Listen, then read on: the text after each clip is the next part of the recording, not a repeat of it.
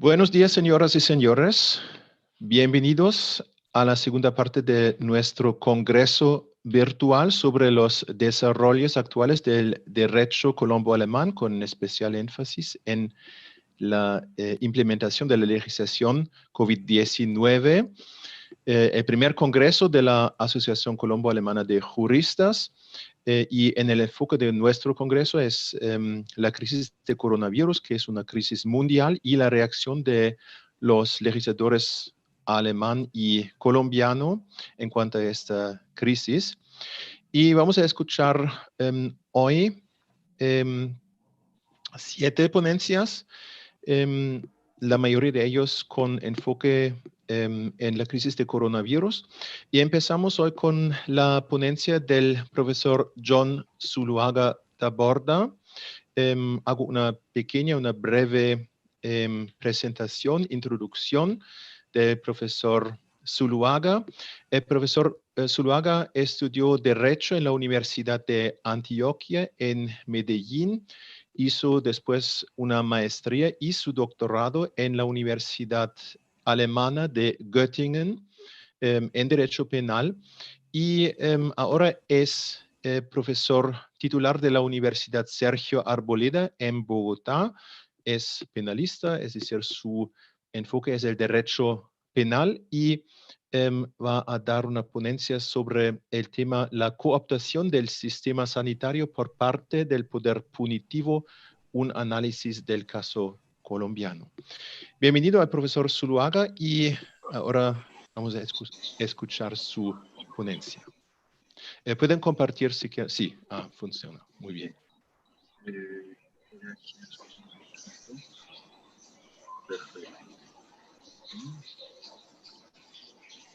Bien, buenos días a todos y a todas. Mi sincero y profundo agradecimiento a los organizadores de estas magníficas jornadas, muy especialmente al profesor Michael Steva, que muy amablemente nos ha invitado a participar de este evento en el que me siento además pues muy honrado de ser uno de sus conferencistas. Quiero aprovechar la oportunidad y no puede ser de otra manera para felicitarlos, al profesor Stivar, al doctor Barreto y a todos los que han hecho posible la constitución y puesta en marcha de esta Asociación Colombo-Alemana de Juristas. Es realmente una gran iniciativa y una gran idea de quienes la han concebido, que nos permite institucionalizar un puente que de muchas maneras funcionó algo informal, pero que ahora en el cuerpo de esta asociación encuentra, si se quiere, un espacio más institucional y sin duda muy prometedor, de tal manera que me permito presentarles mis sinceras felicitaciones y además, como una persona que también se mueve, ¿no?, entre Alemania y Colombia, interesado por los aspectos jurídico-penales y procesales penales, debo también presentar mi agradecimiento, porque este espacio nos permitirá a muchos colombianos y también a muchos alemanes mantener vivo ese contacto, como por ejemplo ahora se logra con este congreso. Entonces, mi sincero agradecimiento y felicitación por la gran iniciativa de consolidar esta asociación. Esta invitación también es un reto, porque efectivamente reflexionar sobre las consecuencias de la pandemia causada por el COVID-19 y muy especialmente en el ámbito de los derechos humanos nos exigen valoraciones a muchos hechos y a muchas informaciones que se han producido en un corto periodo de tiempo. Dicho de otra manera, la pandemia causada por el COVID-19 es un escenario, además, en el que se puede observar la profundización de diferentes crisis sociales, crisis económicas, políticas, y también el surgimiento, o mejor, una suerte de profundización de formas de interacción humana y de ejercicios de control social que antes fueron más frágiles, ¿no? O menos intensos a como son hoy en día. En otras palabras, es una suerte de fenómeno de consecuencias paradojales frente a los derechos humanos, de contracciones y de ciertas liberaciones, de tensiones frente a los derechos humanos, pero también de promoción, paradójicamente, ¿no?, de los derechos humanos, de ajustes y desajustes. Y que ello sea así me permite aún tener una suerte de incertidumbre, ¿no? No tener la certeza para denominarlo como un factor de reconfiguración, ya sea social, político, económico, precisamente porque en la confrontación de estos distintos niveles de crisis parece predominante, aunque no exclusivo, el recurso a viejas fórmulas y dispositivos para el control del pánico y del miedo, y se reproducen con mucha facilidad justificaciones que parecían ya superadas para la restricción de la libertad. A propósito de este escenario que es complejo, ¿no?, y que no es solo un problema para la salud pública, sino también para las libertades. En esta presentación quiero concentrarme en analizar, ¿no?, de qué forma y a partir de cuáles argumentos se viene reforzando un cierto optimismo punitivo, optimismo en el derecho penal, como una herramienta para la superación de los problemas de la salud pública.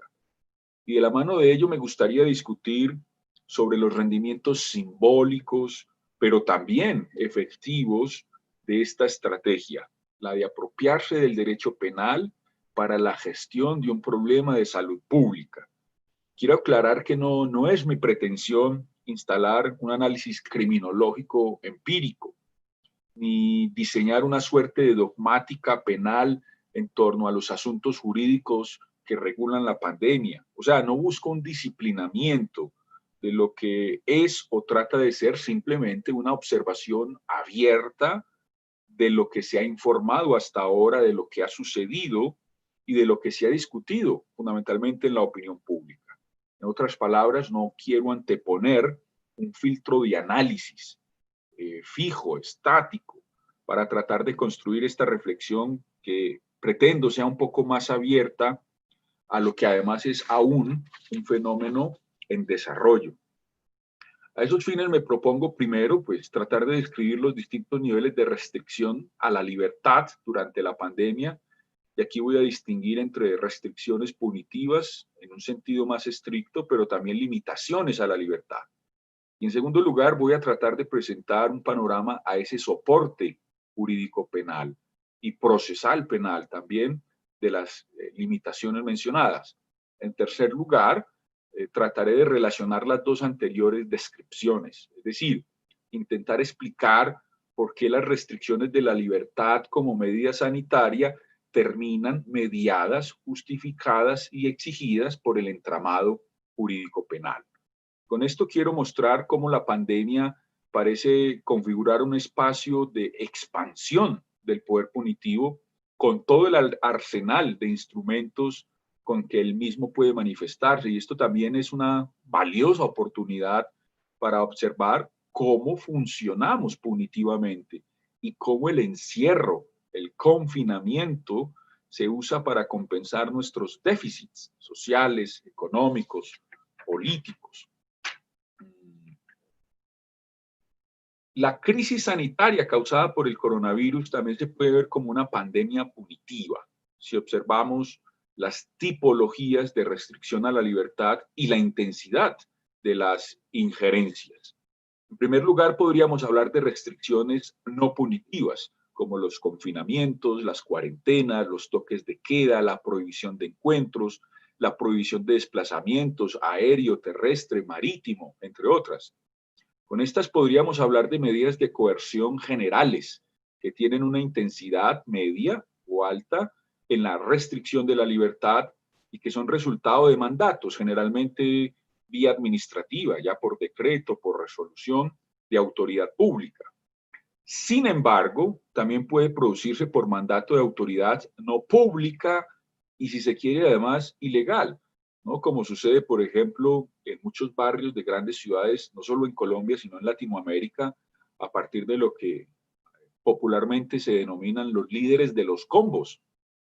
En segundo lugar, se podría hablar de restricciones punitivas en un sentido más estricto. Acá se puede mencionar tanto las detenciones preventivas por violación de medidas sanitarias para el caso colombiano o propagación de epidemia, ejecuciones de condenas durante la pandemia y por supuesto los mandatos de esos grupos armados organizados contra funcionarios del cuerpo sanitario, ya sea médicos o enfermeras, como sucede en Latinoamérica.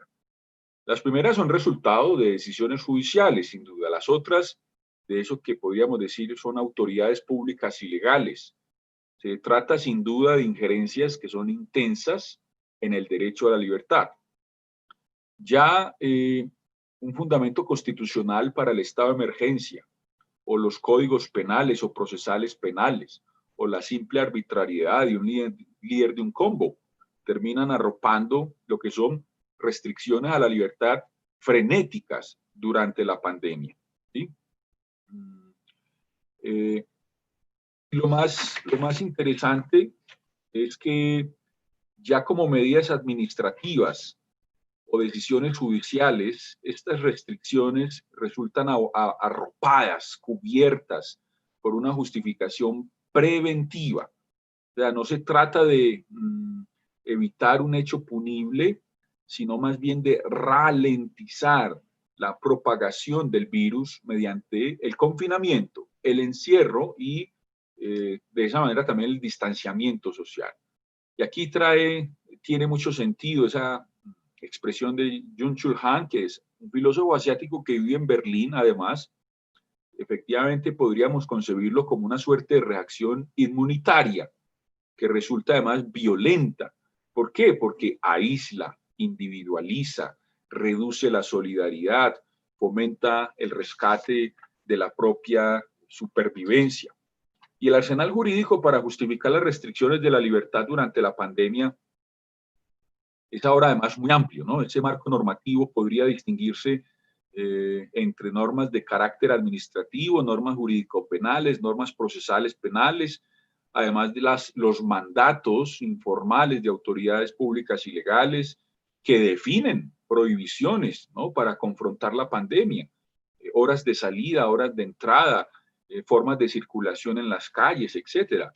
Y todo lo anterior se arropa efectivamente en el estado de emergencia sanitaria, que para el caso colombiano, y que es además una gran diferencia con el caso alemán, Alemania ha desistido de llamar, ¿no? Convocar, declarar un estado de emergencia, un estado de excepción para el combate al coronavirus, por razones históricas y por también, digamos, la fortaleza que le da el federalismo a los propios estados federados para tomar decisiones en el combate, ¿no? En la confrontación del coronavirus.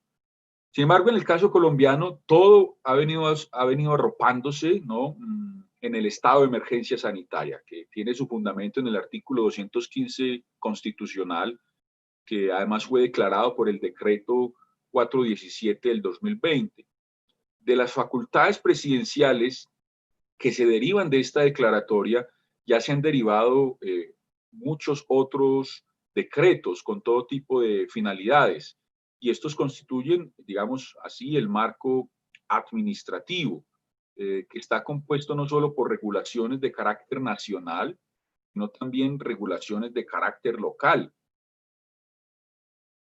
En la diapositiva les comparto solo algunas, y si quiere esta es una representación mínima de los tantísimos decretos, tanto de nivel nacional como de nivel local, y pongo como ejemplo el caso de Bogotá, que se han, digamos, expedido durante la pandemia. Regulaciones de todo tipo, pero lo interesante para el análisis, pero no deja de ser problemático sin duda, es que respecto a la restricción de la libertad, y mejor, la restricción de la libertad de movimiento, resulta muy interesante ver cómo regulaciones de carácter nacional y de carácter local Hay mandatos, ¿sí? Pero mandatos que son concurrentes, compiten, ¿sí? Así, por ejemplo, el decreto 531 del 2020 habla del confinamiento preventivo y el decreto 106 de 2020, expedido por la Alcaldía de Bogotá, habla de limitación total de la circulación de personas y vehículos, ¿no?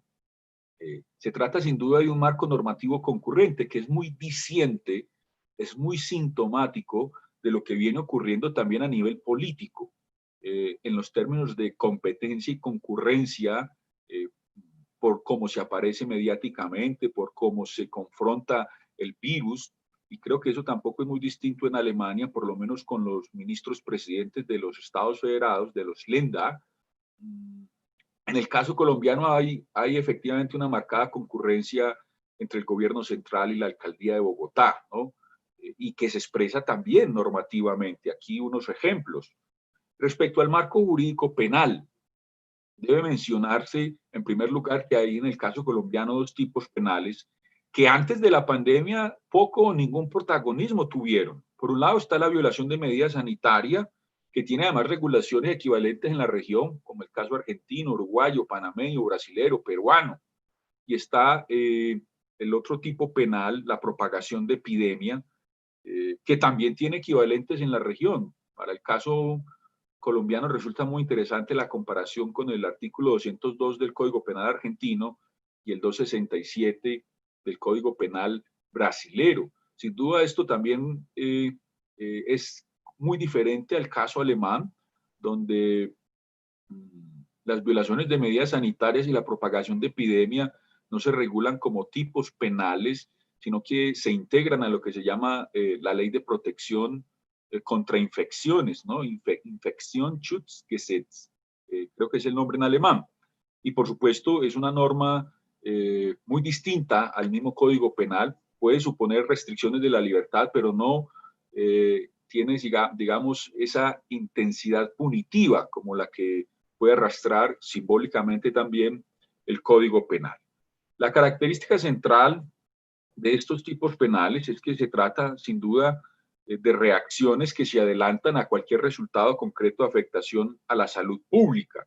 Son fundamentalmente tipos de peligro, en el caso de violación de medidas sanitarias más de peligro abstracto, y en el caso de violación de medidas sanitarias más tipo penal en blanco que se completa fuera de la norma penal, fundamentalmente a partir de decisiones administrativas que regulan las respectivas medidas sanitarias, no contemplan sujetos activos calificados y además hay que decirlo,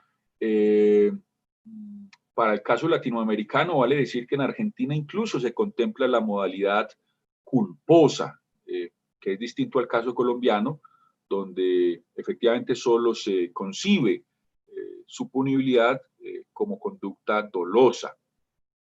Por supuesto, con muchas tensiones, por ejemplo, frente al principio del acto. También, sin duda, son tipos penales que vienen a reforzar la punibilidad de otros delitos, a la manera de concurso de delitos, ¿no? Quien comete un hurto durante la pandemia también está violando medidas sanitarias y eso hace que el reproche al hurto además sea también más intenso. Y ni qué decir de las contribuciones procesales penales. El derecho procesal penal también presta un servicio de gran consideración durante la pandemia en un doble sentido. En primer lugar, por la inactividad judicial, ¿no? Lo que hace es que se refuerza el poder policial en el control de las medidas sanitarias. En segundo lugar, porque ante la escasa o ninguna actividad judicial, ya sea virtual o presencial, se minimizan, ¿no?, las posibilidades de verificación crítica de las actuaciones judiciales. Se refuerzan los mensajes peligrosistas por medio de medidas de aseguramiento basadas en el peligro para la comunidad. Y en esa medida también, paradójicamente, se estimula la propagación del virus de la mano de la circulación de aquellas personas conducidas, ya sea por violación de medidas sanitarias o propagación de epidemia, en los espacios judiciales o en las mismas estaciones de policía donde aguardan por un control de legalidad sus capturas o donde llevan a cabo las mismas detenciones preventivas. Con estos ejemplos se puede confirmar yo creo que no es exagerado decirlo, la escasa posibilidad que tiene el aparato penal de contribuir a la salud pública, aunque paradójicamente intenta reforzar o guiar el sistema sanitario. Y frente a esto, la salud pública, su rendimiento es básicamente simbólico, es más bien intimidatorio. Si se quiere, es contraproducente. Si se vincula, por ejemplo, como sucede en la pandemia, la amenaza de castigos a tantos cuestionamientos existenciales e incertidumbres de las personas que padecen los largos confinamientos, ¿no? Y sumado a los efectos sociales y económicos de la pandemia. Todas estas formas de intervención a las libertades durante la pandemia creo que permiten ver muy bien cómo funcionamos punitivamente. Especialmente el fenómeno de la expansión penal que trajo a colación y popularizó ese gran trabajo, aunque un corto libro, del profesor Jesús María Silva Sánchez, podría ser un enfoque, ¿no?, para valorar lo que viene pasando con el derecho penal durante la pandemia. Sin embargo, yo quisiera atreverme a intentar otra caracterización. Y en tanto el derecho penal ha ido llenando los vacíos del sistema sanitario, a pesar pues de que el sistema penal no es el más eficaz para combatir los problemas de salud pública. O sea, ante la impotencia del sistema sanitario y médico-científico, se compensa esto con encierros acompañados de amenazas penales, lo cual me parece a mí viene produciendo una suerte de cooptación por parte del poder punitivo sobre el sistema sanitario. Y con este fenómeno se puede observar que el poder punitivo le gesta tiempo, le genera un tiempo de organización al sistema sanitario para confrontar la urgencia, aunque no aporta nada para la innovación científica, para la superación de las problemáticas urbanísticas y para muchos otros componentes que deberían ser centrales y protagonistas para pensar el bienestar integral de la población. Que el poder punitivo sea el protagonista para la administración de la crisis sanitaria, yo creo que nos deja ver muchas consecuencias. En materia penal, se intensifica el reproche penal frente a cualquier otra criminalidad que ocurra durante la pandemia, de la mano del concurso de delitos. En materia económica, se determina la reactivación económica a partir de excepciones a la libertad o excepciones al confinamiento, pero no de una estrategia de bienestar integral. En materia política, por supuesto, conlleva una concentración del poder, eso es más visible en los casos latinoamericanos, no tanto en el caso alemán, y más bien a una relajación de los límites al poder. Digamos que ante la incapacidad de controlar el virus, la estrategia se traslada a la restricción de las libertades. Y las formas como se produce esta cooptación son además muy sutiles. Primero, con los tipos penales en blanco, por medio de medidas sanitarias que completan la norma penal, mejora el tipo penal, se hace del confinamiento preventivo un presupuesto para la amenaza penal. Y la amenaza penal, se produce en medios de comunicación, en controles policiales, en pedagogías de cultura ciudadana, donde enfáticamente se reitera mucho cuidado que esto puede ser un delito, ¿no? Se desdibuja de alguna manera también la diferencia entre contravención y delito, mediante lo cual pues, se le permite al poder punitivo intervenir antes de la lesión efectiva a la salud pública, precisamente de la mano de la configuración de estos tipos penales de peligro. Esta cooptación se refuerza mediante la extensión, la ampliación de facultades de definición de medidas sanitarias, facultades para la decisión de medidas sanitarias, pero sin el filtro, sin la mediación del poder legislativo. Una cooptación que se refuerza además por el discurso científico, que legitima, avala ante las pocas posibilidades de innovación el encierro y el confinamiento. Se refuerza cuando se desmantela, por ejemplo, la interacción social con la que tiene lugar la protesta y se traslada a la convivencia a medios virtuales en los cuales tiene muy poca capacidad realizativa la promoción de la crítica y de la expresión, o mejor, de la manifestación a la manera de protesta. Es muy interesante ver cómo se informa incluso algunos criterios propios de la lex artis del trabajo de los médicos, y no solo un problema en Colombia, sino también en otros países europeos, incluso Alemania también, en el cual un médico tiene que decidir en casos extremos, a quién le da atención médica para respirar, por ejemplo, y solo puede decidir por uno de 2 o más personas que encuentran solicitando este servicio. Y aquí entran en juego todos los criterios de ponderación de bienes jurídicos, de justificación de una conducta típica, es decir, estrictamente criterios jurídico-penales. Este es muy interesante escenario para confirmar que ante los déficits del sistema sanitario, las reglas de juego vienen informadas por parámetros jurídico-penales, ya sea normas penales, amenazas penales, decisiones judiciales. Por supuesto, acepto la crítica. Esto puede producirse también en tiempos normales, ¿no? En tiempos de no pandemia, pero sí que es mucho más notorio en tiempos del COVID-19. Y es acá donde el sistema penal delimita con todos sus instrumentos un cierto funcionamiento del sistema sanitario, una suerte de cooptación del sistema sanitario. Bien, como veo que se me acaba el tiempo, quisiera pasar rápidamente a esto que denomino el control de la excepcionalidad. Aquí la pregunta clave es si es necesario restringir las libertades compulsivamente. Y yo creo que acá se hace necesario hacer algunas distinciones, ¿no? Aunque parezcan obvias, ¿no? Primero, el COVID-19 es un virus, y el control de un virus es un tema de expertos médicos, de virólogos, de epidemiólogos, no de policías y de jueces. Segundo, el confinamiento lo único que puede lograr es ralentizar la propagación del virus, pero no suple, no reemplaza el sistema sanitario y no estimula innovación científica. Tercero, las reacciones deben diferenciarse atendiendo a la cantidad y diversidad de consecuencias del COVID-19, que no son solamente en cuanto al sistema sanitario, sino también económicas, políticas, sociales e individuales. Cuarto, debe quedar claro que las cuarentenas prolongadas no son sostenibles ni física ni psicológicamente, por lo cual se justifica la problematización de los confinamientos. Y en quinto lugar, como diría un profesor de Girona, de una forma muy sintética y sabia, el COVID-19 no se enfrenta con menos derechos humanos, sino con más investigación científica y con más medios sanitarios.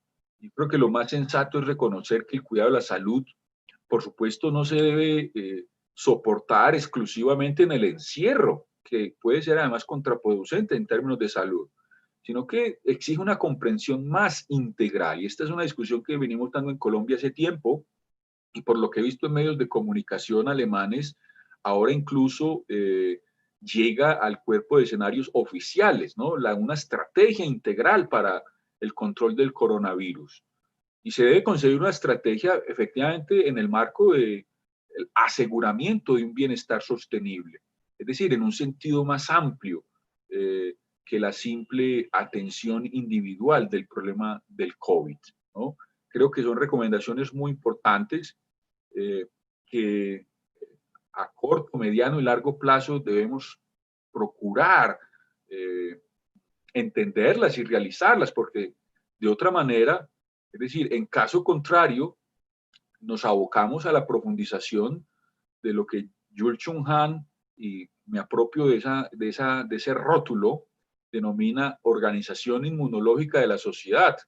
O sea, un modo de vivir mediado por muros, fronteras, límites, prohibiciones de encuentros, prohibiciones de viajes, que le daría pie a una suerte de dispositivo que aísla, que despersonaliza las relaciones sociales, que desmantela las relaciones sociales, que esperamos no sea el efecto más radical del COVID-19. Agradezco mucho la atención y por supuesto estaré en su momento atento a las preguntas y comentarios. Muchas gracias.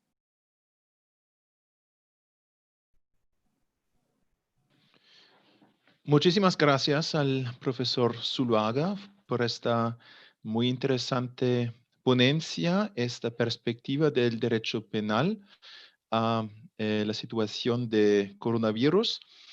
Hay preguntas de parte de los participantes al profesor Zuluaga. Sí. Sí, por favor. Muy bien. Muy buenas tardes, días allí, profesor Zuluaga. Muchas gracias por su ponencia muy interesante y esta perspectiva que nos ofrece la cooptación del sistema sanitario por parte del poder punitivo. Usted tocó un tema muy importante del ego comparativo y es cómo en Alemania pues no se ha recurrido de la misma manera al derecho penal, como tal vez un mecanismo o lo que se llama tal vez un rendimiento simbólico para hacer frente de la pandemia y claro, bueno, también debido a su experiencia no solamente formativa, sino también práctica en ambos sistemas jurídicos, en el colombiano, en el alemán y en la forma en la que se maneja la política criminal, me preguntaba si podría tal vez identificar a qué se deben estos factores, esa predilección del sistema colombiano y latinoamericano, como usted también lo presentó, por utilizar el poder punitivo para hacer frente a una pandemia, que hace un poco que ese control sea más relajado de lo que puede, por ejemplo, ocurrir en Alemania, y si eventualmente estos rendimientos simbólicos que pueda tener el uso del sistema punitivo no solamente se quedan en un plano, digamos, de proclamación, sino que si en verdad pudiesen llegar o no a operar algún efecto en la población. Esa sería mi pregunta. Bueno, muchísimas gracias, estimado Ricardo. Me alegra saludarte, ¿no? Ahora virtualmente, espero que pronto de forma presencial. Te reconozco además, y antes de responder, no puedo omitir decirlo, reconozco en Ricardo una de las grandes promesas del derecho penal colombiano, quien ahora pues hace también su doctorado en Alemania y seguramente es una de las garantías para el sostenimiento de este intercambio entre colombianos y alemanes a nivel jurídico. Muchísimas gracias, Ricardo, por tu pregunta. Sin duda, el tema de la pandemia nos permite ver cómo funcionamos punitivamente y eso creo que explica muy bien y le da mucho sentido a la pregunta que realizas, ¿por qué acudimos, no? O por qué esa confianza en el poder punitivo para el control de un virus, ¿sí? Digamos una forma en que trato de sintetizar, ¿no? El interrogante que has planteado. Y sin duda, este problema no es solo un problema del poder punitivo durante la pandemia. Desde mi punto de vista, y aquí encuentro personas pues que han escuchado ya esta línea de reflexión, por ejemplo, veo el nombre de Catalina Ibáñez, que seguramente nos acompaña desde Constance, María Julia Ochoa, en su momento lo discutíamos y creo que ya pudo compartir algunas sesiones en Gotinga. En fin, veo ya varios conocidos y también a ellos pues mi saludo. Desde mi punto de vista no es un problema solo de la pandemia, ¿sí? La pandemia nos permite ver cómo funcionamos punitivamente y permite ver cómo este problema se traslada a este momento. Pero yo creo que también es muy representativo otros escenarios y que son sintomáticos de esto, de los cuales pues se pueden derivar luces para responder tu inquietud. La justicia transicional, quizás menos ahora con el sistema integral, pero muy marcadamente con la Ley de Justicia y Paz en su momento. Otro escenario que para un problema no estrictamente penal, como es la transición política, bueno, acude a los ritmos y a las intensidades y a los símbolos del poder punitivo para precisamente asegurar esto otro. Y ni qué decir frente a todos los problemas de orden público, ¿no? Muy especialmente antes de la Constitución del 91 somos conocedores de lo que sucedió con la legislación de emergencia. Entonces, con estas alusiones anecdóticas, quiero decir que no es un problema solo construido exclusivamente en el marco de esta pandemia del COVID-19. Es, digamos, una tradición que Colombia ha venido construyendo de la mano de distintos problemas de orden público, de transición política, ahora se trata de la pandemia, en el cual siempre el recurso punitivo es una primera ratio, ¿no? Y no la última, como se supone que debe ser, y por múltiples razones. Y yo creo que en esto vuelven a jugar otra vez los argumentos que parecían olvidados, pero son muy valiosos, de Iván Orozco Abad, de William Freddy Pérez, de Mauricio Torres, de tantas personas que en su momento efectivamente abordaron estos enfoques para ver, bueno, cuáles son cuáles son las razones de esta confianza punitiva y de este protagonismo político-criminal para la superación de todos los problemas de Colombia, ¿no? Y sin duda que aquí me costaría a mí mismo decir por qué es así, de dónde viene esta tradición. Hay factores históricos, hay factores políticos de gran calado que efectivamente se cruzan, y se cruzan en sus símbolos, o se cruzan en las formas como se tramitan los problemas, o en el excesivo formalismo, ¿no? Burocratización del trámite de problemas sociales y económicos a través de la justicia. Unos hablarán del santanderismo, otros hablarán del colonialismo rezagado en nuestro imaginario social, otros hablarán de un problema de las sociedades contemporáneas que es el propio de la expansión, por ejemplo, con el adelantamiento de las persecuciones penales de la mano de tipos de peligro. Otros hablarán sin duda de un Estado fallido que no tiene otros recursos distintos al de la amenaza penal y al del poder policial para confrontar problemas.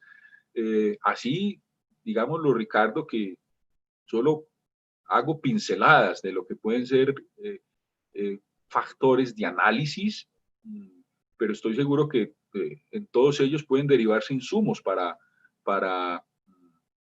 redondear, ¿no? Un poco consolidar el por qué ahora, en el marco de la pandemia, todo esto se expresa, todo esto se narra, ¿no? De una forma muy sutil, pero no es en sí misma la pandemia nos permite ver toda esta tradición que explica cómo funcionamos punitivamente. Y no quisiera, digamos, entrar en improvisaciones. Yo creo que es un asunto, y tu pregunta es casi pregunta de doctorado, ¿no?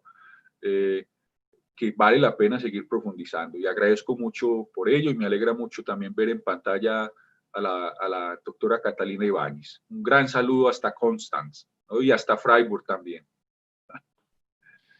Muchísimas gracias. Y ahora Catalina Ibáñez tiene una pregunta.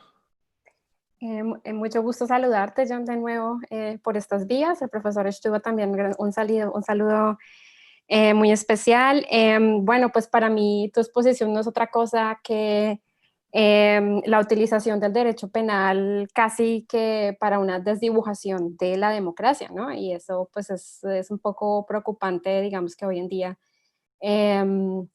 Y yo quisiera preguntarte, y creo que para el debate con nuestros colegas alemanes sería muy interesante saber tu opinión de cuáles son las herramientas que tiene nuestro sistema democrático colombiano para evitar que suceda eso, ¿no? Que evitar que el derecho penal sea utilizado como una pandemia punitiva, eso por un lado. Y el otro, tú lo has mencionado, que pues es un tema que también me preocupa un montón ahora pues con cómo se ha desarrollado un poco el tema político en Colombia durante los últimos años, y es pues, la justicia de transición después del acuerdo de paz.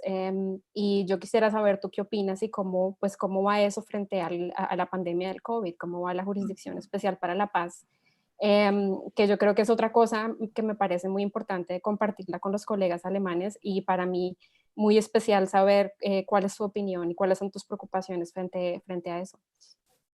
Bueno, querida Catalina, igualmente un gran gusto verte y saludarte. Muchísimas gracias por tu pregunta, por las dos preguntas, ¿no? Los dos niveles de análisis que planteas. Voy a referirme en el orden que tú lo planteas para digamos, responder o intentar responder.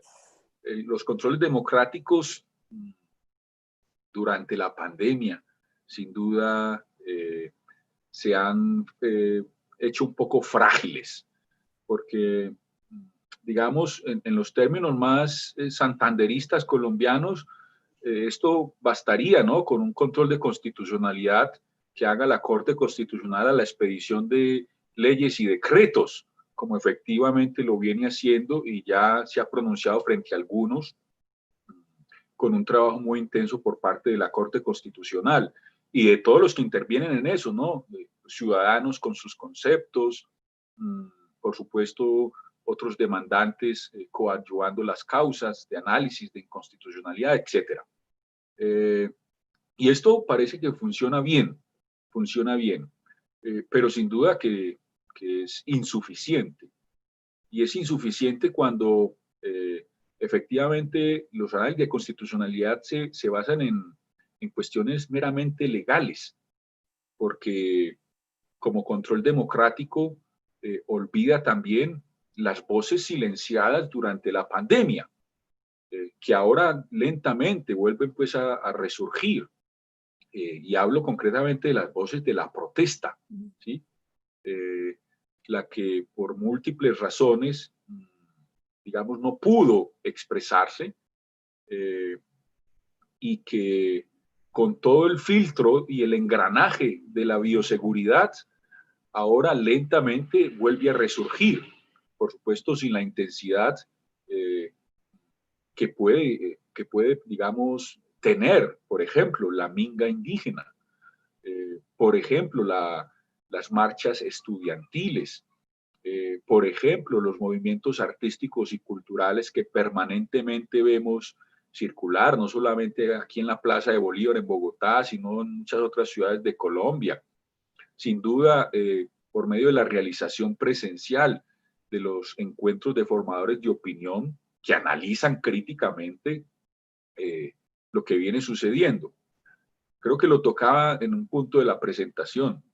La pandemia, y eso es muy sintomático en los cursos judiciales, trámites judiciales, disminuye la posibilidad de una verificación crítica de la actuación del poder punitivo. Y no solamente en su nivel judicial, sino en otros niveles: político-criminal, criminalización primaria, criminalización secundaria, criminalización terciaria, ¿sí?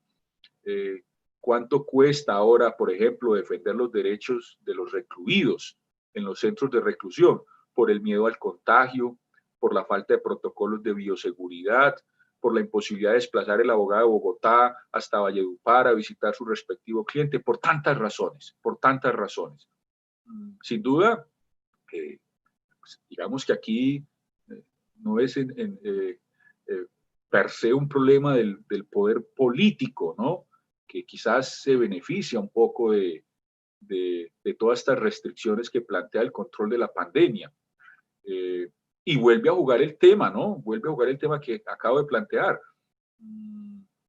Esa expansión, esa excitación del poder político como factor de control se logra efectivamente de la mano de la relajación que produce la pandemia a los límites de este, que en el marco del derecho penal, pues además son límites constitucionales, ya por la declaratoria del estado de emergencia, ya por la imposibilidad de hacer un control ciudadano crítico, ya por las dificultades que tiene, digamos, la ciudadanía de manifestarse, ¿no? Frente al excesivo protagonismo del poder político, y hablo del poder político en todos los niveles, ¿no? Nacional, local, departamental, desde incluso las juntas de acción comunal, y ni siquiera, pues, me refiero aquí ampliamente a los líderes de los combos.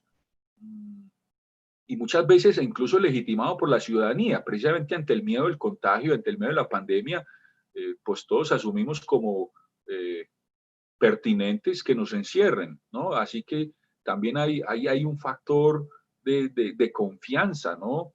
De confianza en las medidas sanitarias que disminuye sin duda la verificación crítica de la actuación del poder político.